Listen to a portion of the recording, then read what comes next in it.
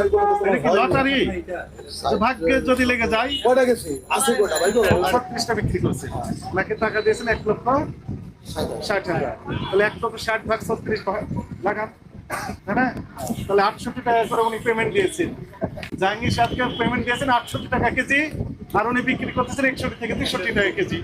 বাকি টাকা আপনার বাবার সম্পদ বিক্রি করে দিয়েছেন, আপনারটা দিয়েছেন। আপনি তো আমি বুঝাইতে পারতেছি না। বুঝান আমাকে। আমরা তো এই মালটা বিক্রি হবে। আপনার ব্যবসা কি গোজামিল দিয়ে করতেছেন না ট্রান্সপারেন্ট ভাবে করছেন? একটু বলেন তো। এইটাই ট্রান্সফার এটা ট্রান্সপারেন্ট হয়ে গেছে কি? আপনি যে হিসাবগুলো দিলেন কোনোটার সাথে কোনোটা মিলেছে? সত্য কথা বলেন তো, বলেন তো ওনার হিসাব মিলেছে? আপনি বলেন তো।